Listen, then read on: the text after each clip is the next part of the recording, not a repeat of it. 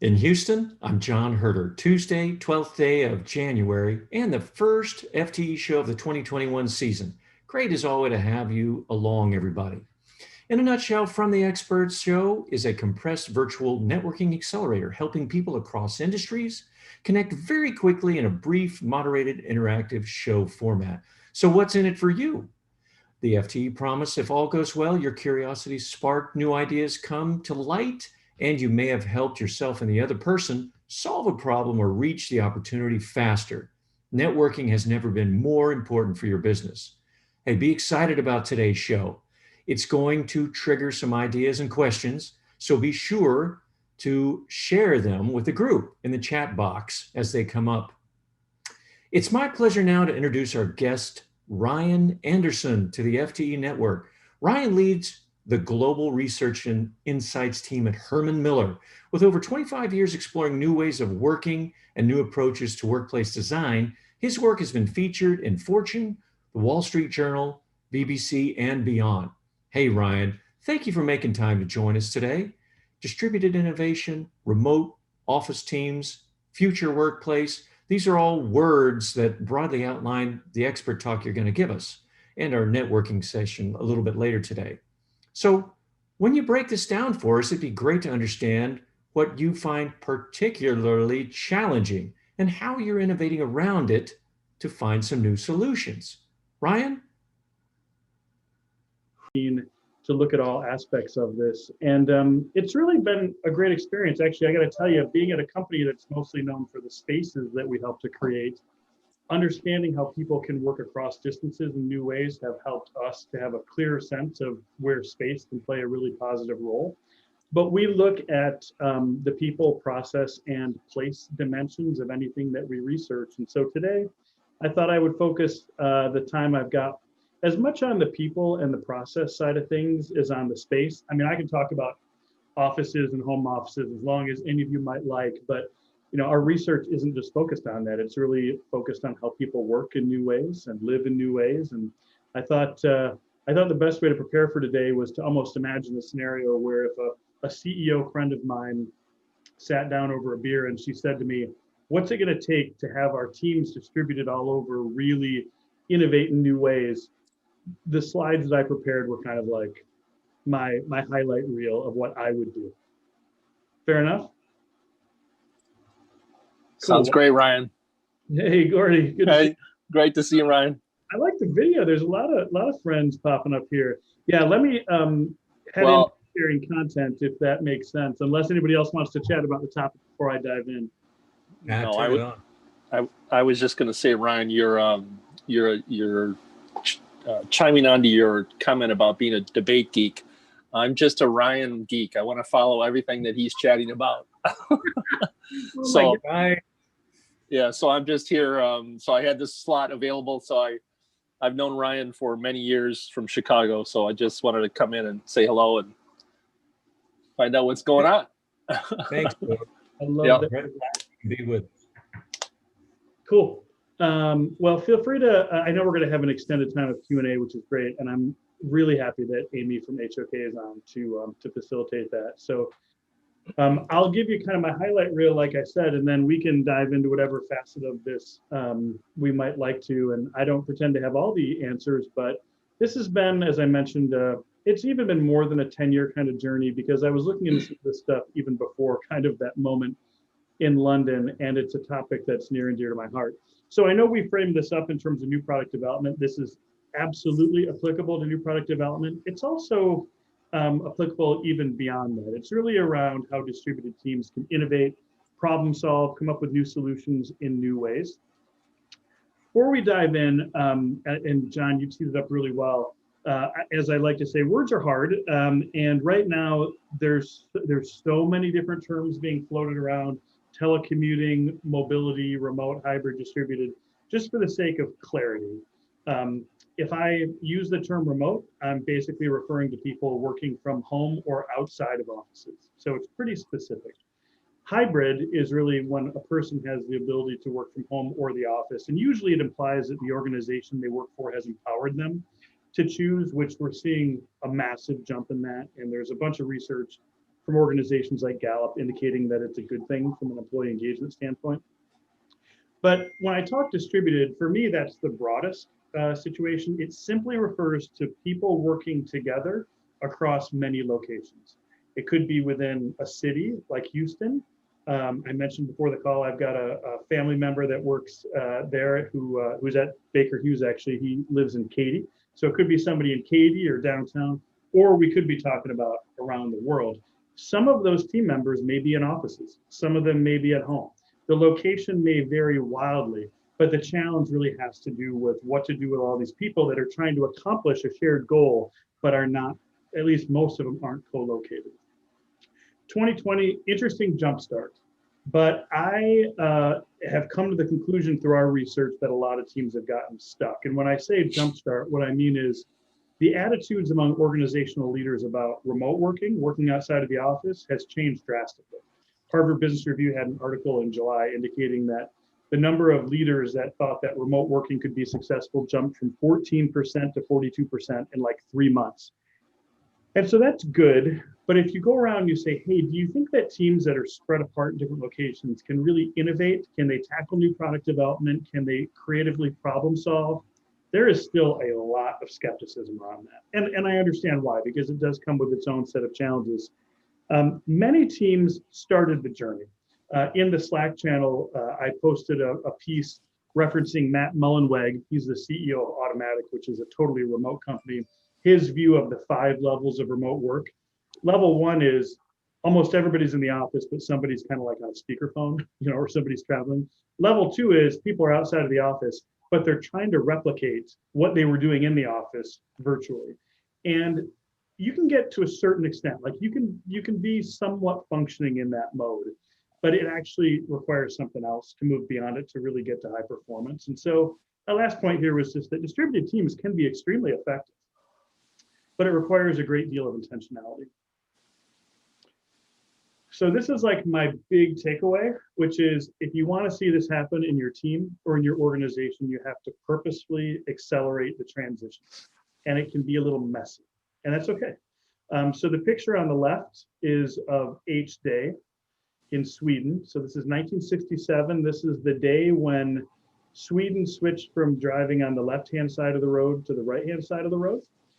And when you look at this picture, it feels chaotic. It feels like it's a complete cluster, like a complete mess. Actually, the transition was beautifully orchestrated. Before 1967, most of the people driving in Sweden had vehicles with a steering wheel on the left, but drove on the left and had a pretty high rate of accidents. The government talked about it for almost a decade. They finally pulled the trigger on it, had a months-long campaign leading up to it.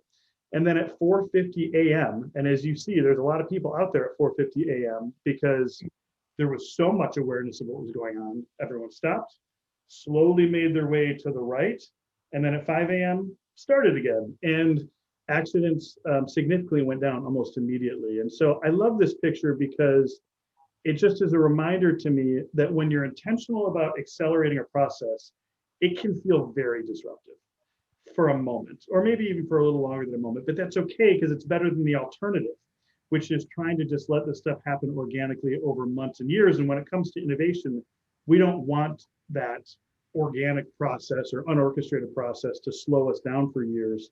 We want to see good results. And that means that we have to have a little bit of disorder. If I borrow from a theologian, actually, Richard Rohr, he has this model: order, disorder, reorder. It's tough to have a new order without experiencing disorder. And so we have to kind of head into this.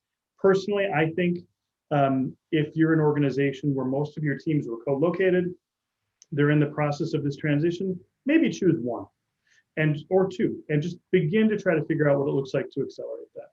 Hey, Ryan, real quick.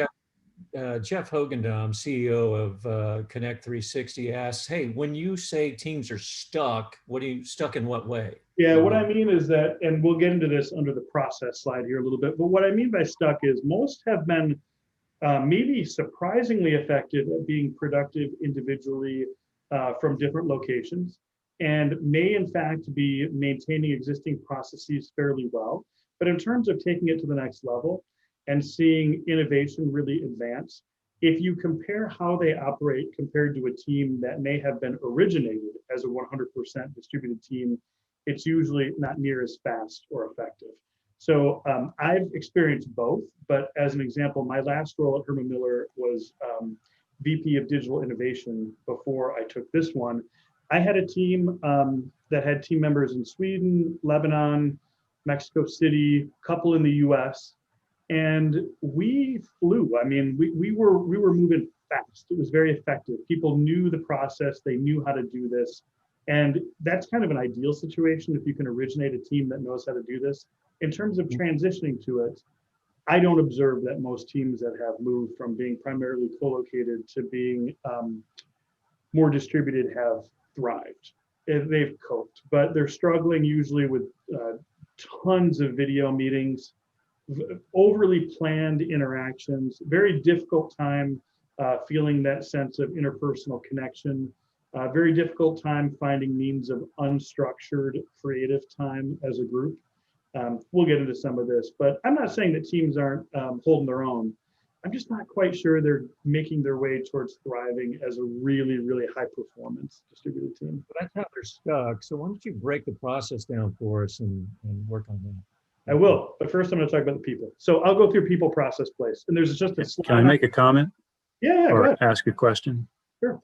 So this transition from working on-site to working distributedly has a difference in regards to the amount of control an organization has. So at Exxon, they're very big on control, okay? So they're not doing very well with transitioning to distributive type activities. Not that the control aspects are really in their benefit, act in their benefit on site, but nonetheless, that's what I see as being the big difference between working on site or distributively. Yeah. And this goes back to, I think, 1986. Some recruiter called me up and said, what do you think about people working from home? And I said, the organizations will never go for it because they lose control. And that has pretty much been consistent. That philosophy has pretty much been consistent over the years. Yeah. That's all I had to say. No, right. It's a great comment. I think you're right. Control and trust are at the heart of it. Even tougher for a company like Exxon or anyone in oil and gas in an industry that is so safety and compliance minded, and for very good reasons. Yeah, there's kind of a tough balance there. So I think if I reference the Harvard Business Review article that I mentioned before, I think broadly, organizational leaders have realized that people can be very productive remotely. I think organizations across the board were very reliant on presenteeism as a proxy for productivity, which, by the way, I have yet to see a study that indicates that it is a very good proxy for productivity. The more that technology enables the work to happen anywhere, the more someone at a desk or with a nicely ironed shirt or some of the things that we might have associated with that person's got their act together, I'm not really sure it is. We've moved away from looking at outputs as a measure of productivity, which sounds crazy, but moved away from that for a long time. So we have to somehow reverse that process.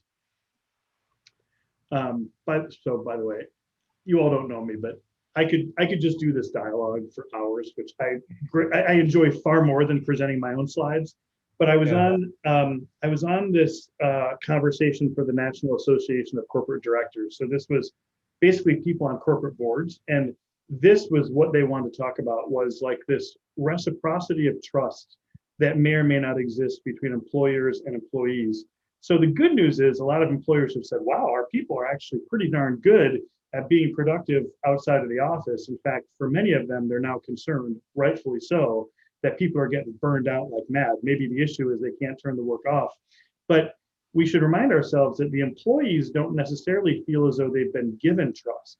Nobody said, go work wherever you'd like, we trust you. Instead, it was, there's a pandemic, get to your house as soon as possible, don't work anywhere else. Well, that's not you empowering me or me empowering you.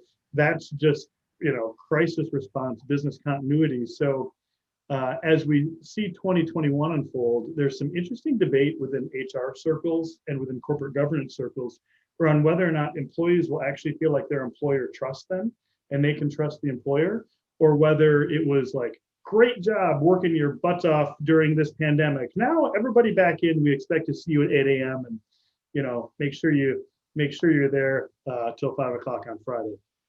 Don't know. Exactly. I think the world is headed towards more autonomy for workers, which is, like I said, probably a good thing, but not every organization will get there. By the way, we can, if there's more Q&A as we go through, we can do it right now, or I can proceed. What do you think, John? Yeah, you're kind of doing it. So, I mean, here you can see Matt Dalton came up and he said, hey, he's agreeing. He's saying organizations can continue to focus, but more on control of deliverables and maybe less than people's time and calendar. That's pretty much what you were saying. More autonomy is key there. That's a great point. And there are certainly things that need to be controlled. You'll see later, I talk about role clarity. I am, as a manager, I am not always great personally at helping to ensure super precise role clarity. I got to tell you, the more distributed a team gets, the more that becomes a real challenge. So there are some places where control is extremely valuable. But yeah, in terms of where people work and at what hours they work, hopefully we're seeing more autonomy. All right. We've got a few minutes left on your comments, and then we can go right into Q&A. Okay, cool. Let me proceed then. Why is my slide not advancing? There we go. So from a team standpoint, I think it's a good thing for teams that have moved from being co-located to being more distributed to have the team leader or the various team members kind of do an ongoing health check. And by that, what I mean is that a lot of organizations or a lot of teams that have established relationships, including very healthy relationships, sometimes over years, when they move from seeing each other a lot in a space to being more distributed, the team culture and the team dynamics can get sideways in ways that isn't apparent until maybe months or even years worth of productivity has suffered. There's a variety of things that can cause this, but you can imagine that as people are more isolated, they may feel a little less secure in their role. They may not feel that personal connection with others as much. They may not have a clearer sense of what's going on in the organization.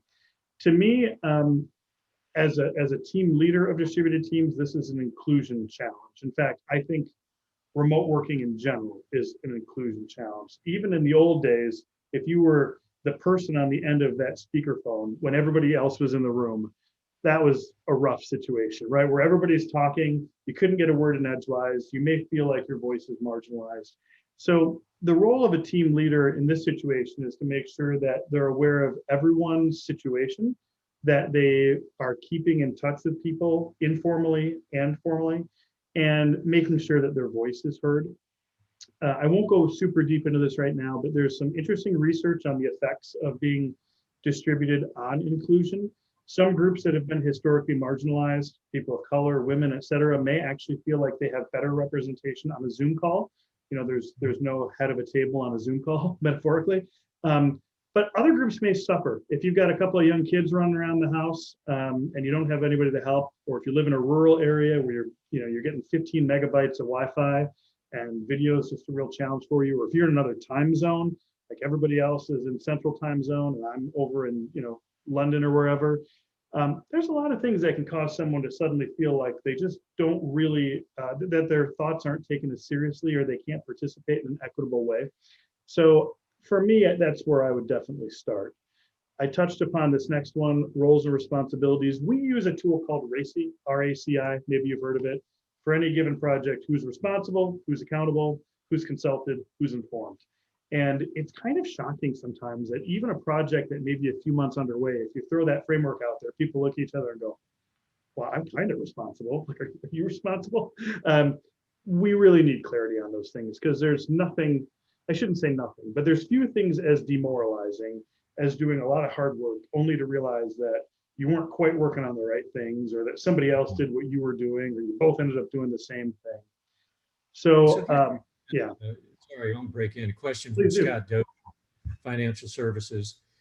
He says, hey, are organizations considering the potential real estate cost savings as a driver to becoming more distributed? How can they pass that savings on to investment that drives effectiveness of being distributed. Yes, this occupies roughly 85% of my day for the last year. Yes, the organizations are completely rethinking the purposes of their offices, and Mark Ketchlove and Gordy and others on the call are having these conversations as well.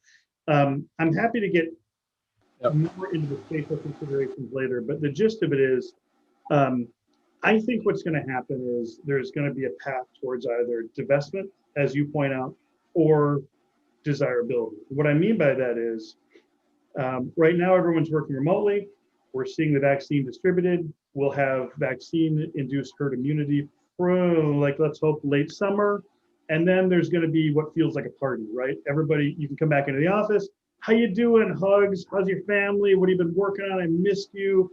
And I don't know how long that's going to last, but that party will wind down. And so at that point, a lot of people will have to figure out, like, do I come into the office 4 days a week, or am I coming in 4 days a month? And an organization will have to determine, well, maybe I need less space, which they can save a ton. Basically, somewhere between $5,000 and $25,000 per employee per year based on location. I'm in Grand Rapids, Michigan. It's about $5,000 per person per year. A place like London, New York, San Francisco, it's going to be closer to 25. So they can save a ton of money. Or, or they can think about a different path, which is, I'm going to rethink the use of these spaces to try to support the experiences that a more distributed team needs. And there are needs that need to be met.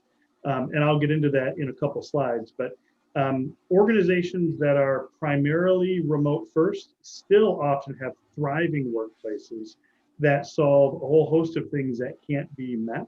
And if I'm just kind of netting it out, a lot of organizations will land on a strategy somewhere in the middle, where let's say you divest yourself of 10% of your real estate, maybe you're saving 10 grand per employee per year. You're going to reinvest some of that money maybe in home office for the employees to help them be healthy and safe, maybe in making your spaces better, but you're also reinvesting it back into business. So there'll be an equilibrium that we probably land on in 3 to 5 years, which sounds like a long time, but it may even be longer just because of the nature of leases and how real estate cycles. So Joan Meissner comes forward and she asks, she's with CBRE. Joan's on? Oh, yeah, Joan's an expert in this. Joan, you should be answering this question.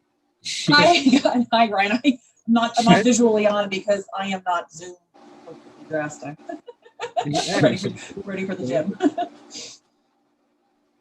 ahead and ask your question, Joan.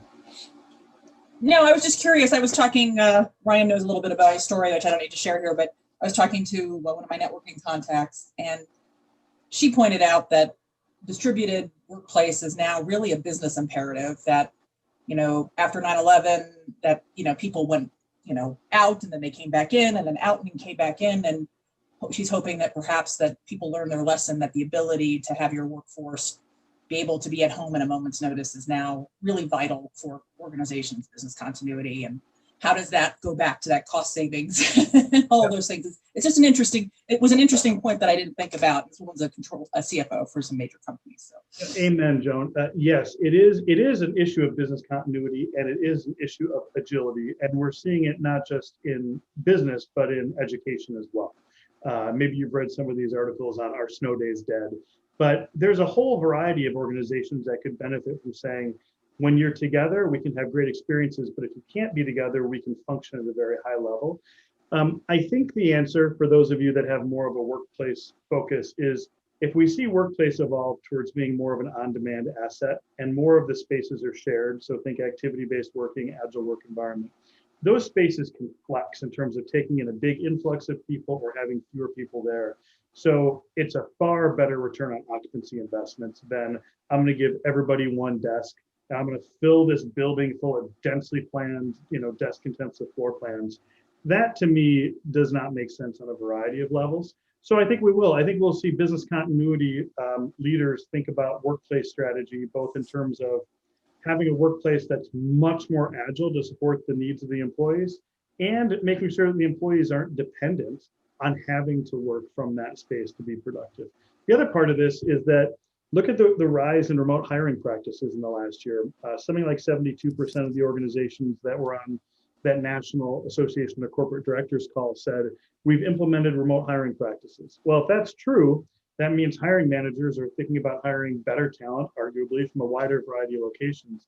But that means that the team leaders and the facilities and the real estate team and the IT team and the HR team all need to begin thinking about what does it look like to manage a distributed workforce, because we may not have said intentionally, this is what we're doing, but it's just happening.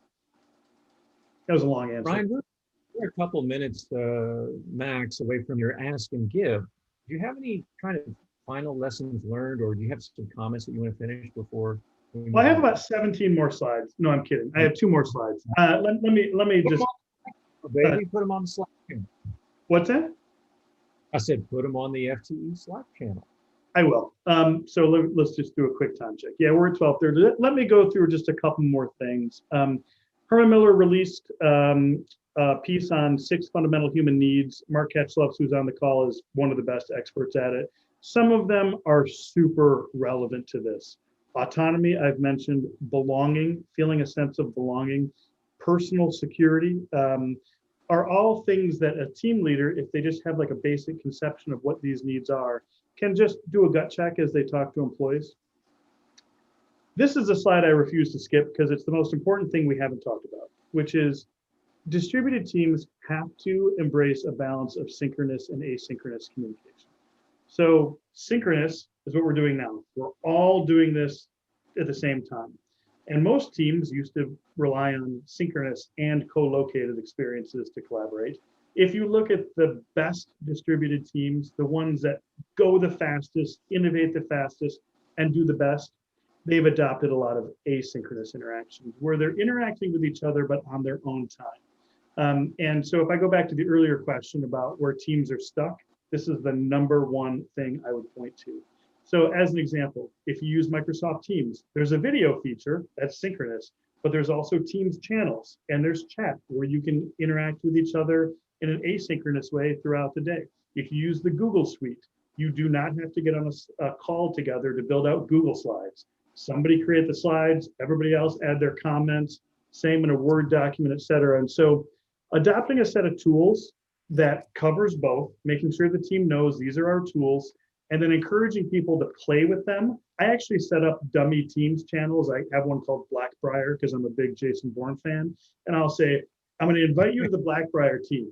Play, post a GIF, upload a document. Nothing you do there will screw up anybody else's work, because introducing a new tool in the midst of a project is super disruptive. So get them playing. I think brainstorming and problem solving are best when they include both modes. There's an excellent study from Wharton back in 2010 looking at student groups. They brought one student group into a room and said, we need you to think of new ideas. And the belief was that they would like build on each other and play off each other. They took a second group and said, spend a half an hour thinking of some new ideas. Then we're going to get together later for a half an hour and you can share them. The second group was far more successful in the quantity and quality of ideas. So this balance of synchronous and asynchronous is really important. And along this line of process, I do think it's important to just think of the whole process of collaboration as a team as a prototyping experience. I use the term two-way doors. Darren Murph is the head of remote work at GitLab, and this is a phrase that he uses a lot when I talk to him. He tells his people, there's no one-way doors, meaning if you go try something, you can back right up and go, nope, didn't work, try it again. And eventually the team will land on a process that is then scalable throughout most of the organization. All right, I'm going to continue to plow on just so we can get towards more interaction. Last thing, place, we've already talked about this. Each individual needs to be healthy and productive, but teams also need spaces where you can have that less formal means of thinking and communicating. Aristotle's second road, you may have heard of this. Aristotle talked about basically thinking as logic and rhetoric. There's structured, formalized things. There's far less formal things. Office spaces can play an enormous role in boosting this, even if the team is distributed. If you look at 100% remote teams, they still get together all the time. Now they call them on-sites instead of off-sites. But the sort of things that we have discovered through our research that people really miss when working from individual locations is times of really good social connection, which is not just a fluffy thing, it's how trust is built, it's how culture is built. Times of focus, this is a surprise for many people, but there is a certain percentage of the population, probably somewhere between 40-45% that simply cannot focus while at home because of life situation and need a place to go to do that. And then longer duration collaboration where people are spending not like an hour-long Zoom meeting, but a half day, 3 days, that on-site sort of mentality. So my takeaway was this. This is a lot like cleaning a closet. You could say, every day I'm going to move an item to a different part of my closet. And hopefully you'd have a really nice closet at the end of a month or two. Or you can say, I'm going to take all this crap out of the closet and throw it on the ground, and I'm going to put it back in there in a way that's concerted and makes sense. And for an hour, you might have a mess on the floor, but you'll be so much better off, so much faster. That intentionality is the key here. Take a team that you're relying on to do really good innovative work that's more distributed and say, let's figure out what it looks like to try to enact a more inclusive, a less synchronous, and a more balanced approach towards innovation. And the more you get it right, the more you can scale that across the rest of the organization. All right. Thanks. That's my. So I've got a couple questions we're going to follow up with real quick. Okay. Gregory Grad, who's CIO with Vertiv, a software firm, I believe. He was going back to one of your slides and he says, number one, I think bullet number one, he agrees, asynchronous works naturally when time zones are different. His team in Asia posts problem solutions and North American picks up daily, so it worked really well. And then you have Ava Bloch. She says, definitely agree with bullet three. It's important to think about what do we need to be together for and what can we do individually. So with that, I'd like for you to, do what all of our guest speakers do, which is the ask and give. So what do you ask of the audience? What can we help you with, Ryan? Well, I appreciate that. So what came to my mind is that just think about my role as leading research at Herman Miller. Thankfully, we're an organization that's well known for our products. Most people know the Aeron chair. Most people know some of our modern classics. They don't always know that we do this kind of research. And so in the Slack channel, I posted a video called Future of the Office. I happen to be in it. In fact, I shot it right here at home, which gives like a 3-minute, here's how work is changing. Here's how we need to begin thinking about the spaces where we work in differently. And if you're comfortable shooting that YouTube link to whomever it is in your organization that's managing your spaces, just to let them know that this sort of research is available. To be honest, we've got tons more, but I didn't want to kill you with it. And say, hey, I was on From the Experts. I heard this guy from Herman Miller talk. Here's an interesting perspective on how our spaces might need to change in the future. Please do that. It would be helpful, I think mutually helpful. Certainly, we would love to be able to have more of those conversations with organizations we don't currently serve. But the video is not a promotion. It's legitimately a source of Very help. interesting. Yeah. Agree. What about your give? Yeah, in terms of give, like I'm happy to make some more time for those organizations that want to go deeper into this and not just the spatial things. Partly because, in my job, I get to learn from you too, and I want to make sure there's time for that. But if you say, hey, I think our organization really needs some help here, whether it's with the spatial or the other facets of this, let me know. I'm happy to give you additional time beyond this call.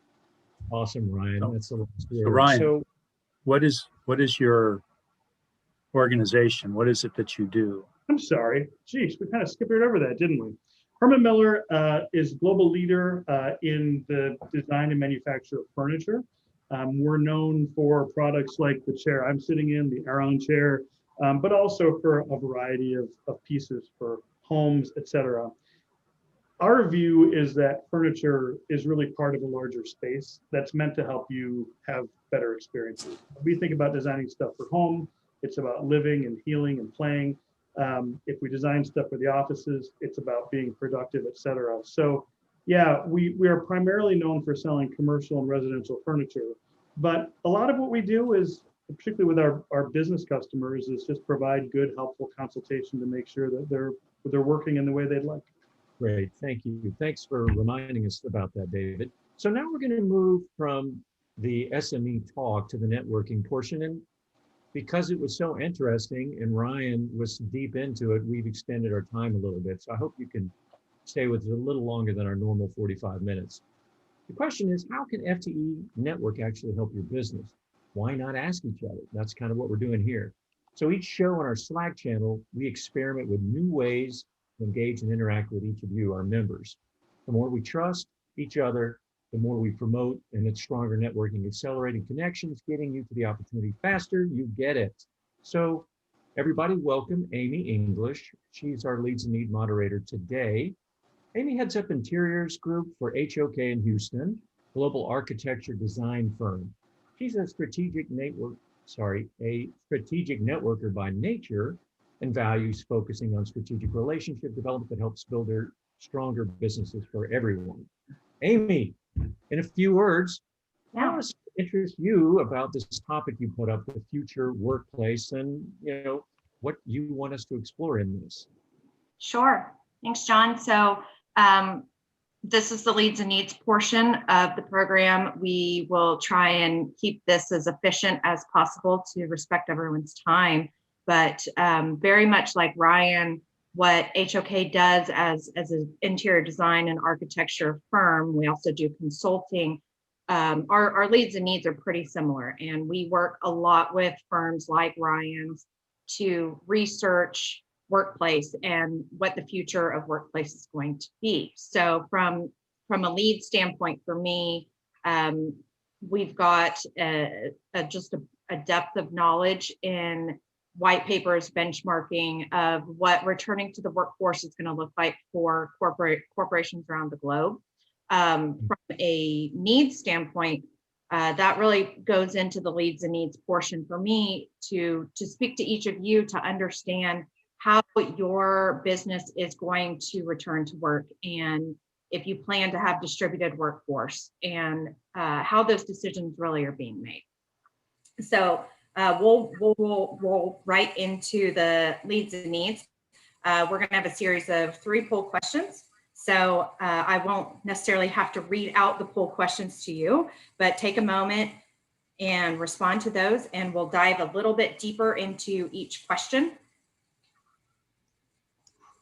So the first one really focuses on mentoring, team collaboration through a distributed work environment. So that's something that's really important from a culture standpoint to make sure that the companies aren't losing their culture. So looking at how we've all been forced to adjust over the past 10 months or so, I'm curious how you guys have put together mentoring, how you're still collaborating. Obviously, I work in an industry that highly focuses on collaboration. And so we've had to be very creative in how we do that.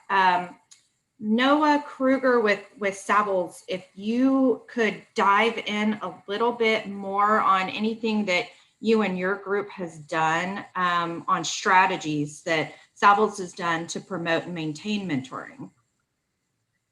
Happy to. We Savills is a global commercial real estate firm, and one thing that we've done with our brokers who have more tenure and the junior brokers has been set up something called Academy, which is where we travel.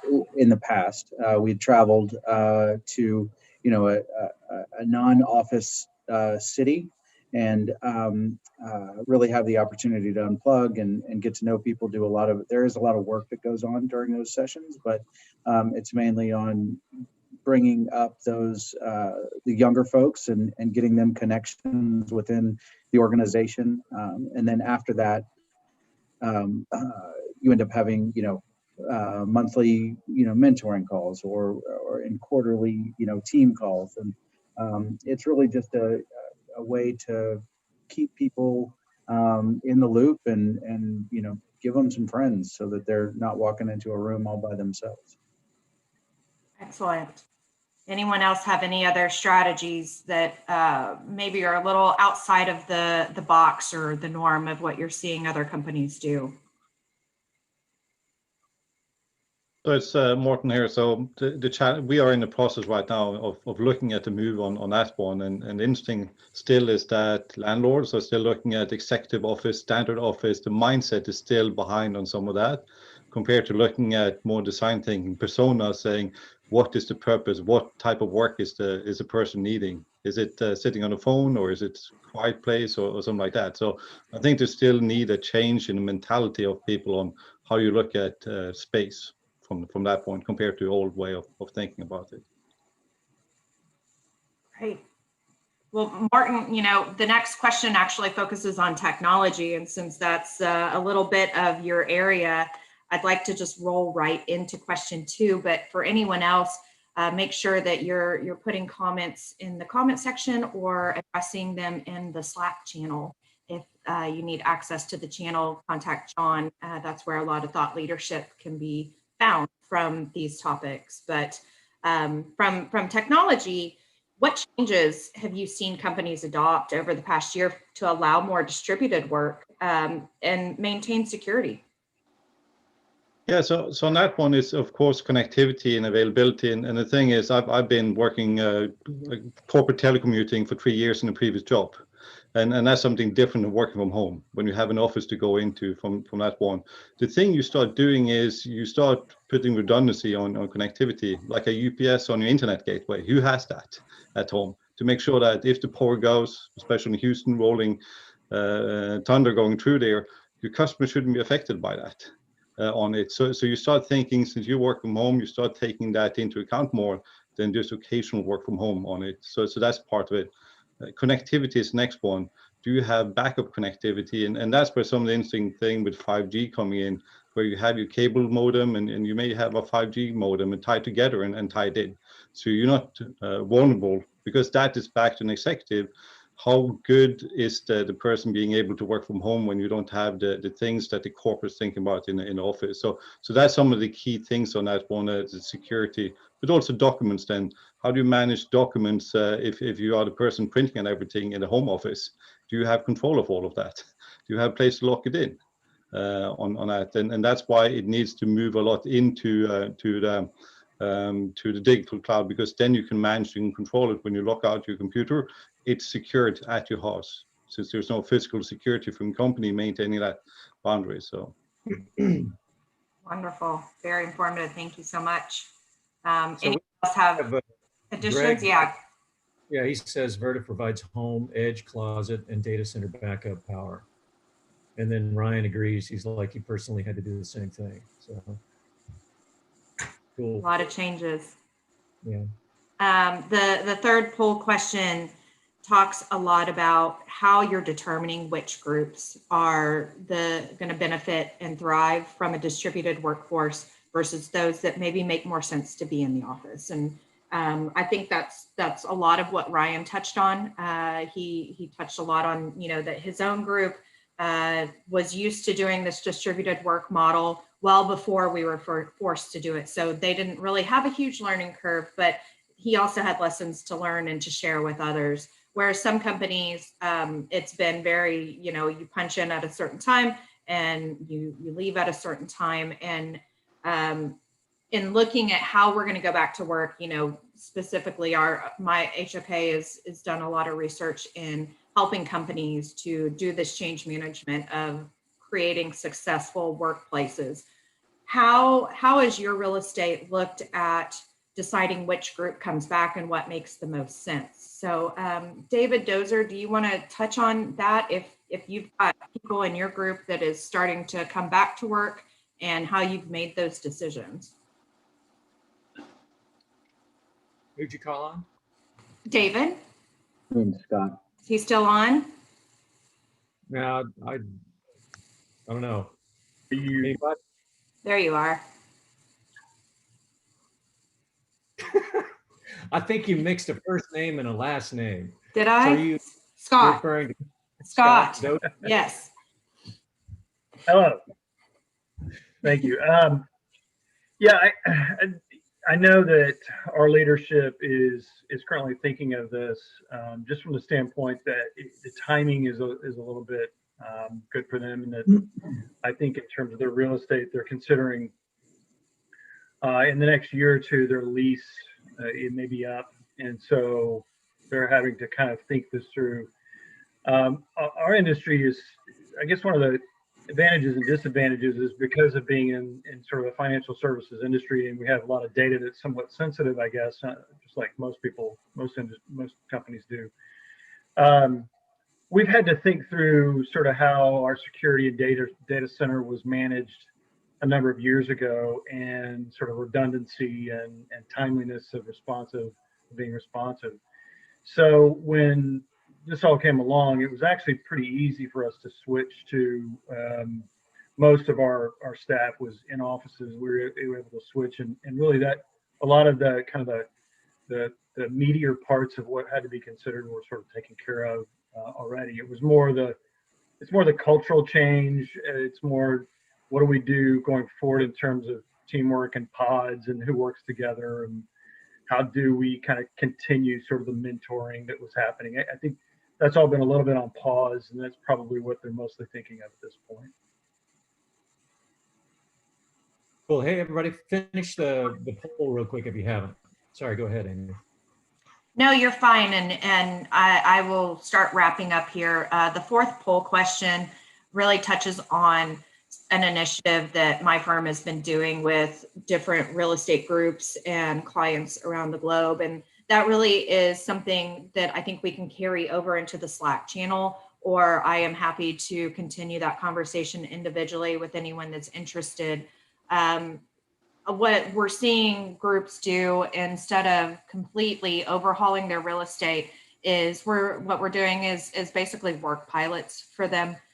So small test groups to look at real estate, change how they're currently working, and seeing if it's successful. So getting some early adopters in to these groups to help word of mouth also to spread of that, yes, this can work, or this different type of work model can work. We're in it, we're buying into it, we're showing that it's successful before we roll it out to the rest of our real estate. So happy to continue that conversation, but I've enjoyed hearing everyone's responses and seeing the chat group, and thank everyone for participating today.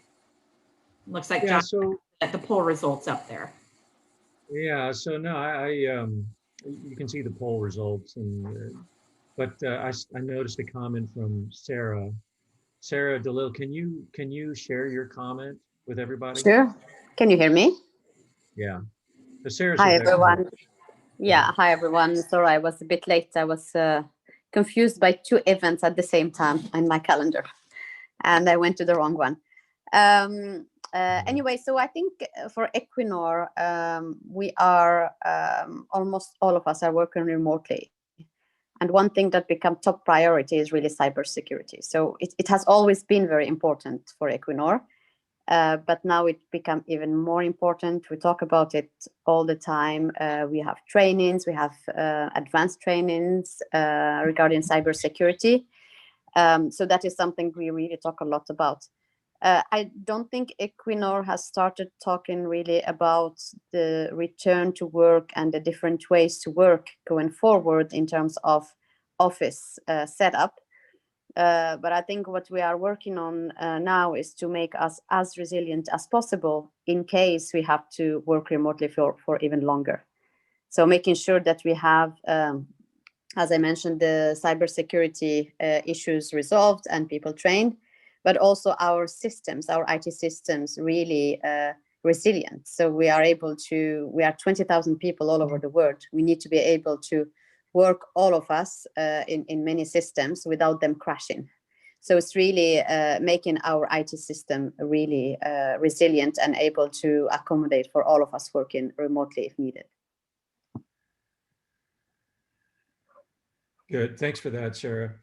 So Amy, thank you very much. I think that's going to conclude the Leads and Needs session for this show.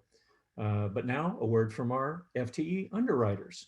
So much is changing today. Staying connected, sharing fresh ideas, building new relationships, and networking with existing clients without having to sell is challenging. From the experts, we are seeking 5 to 7 company underwriters in 2021 to advise and influence programming and content. Hey, from 8 members back in April of last year to 476 today, we're growing and influencing exponentially. Is FTE the right fit for you? hey, let's talk.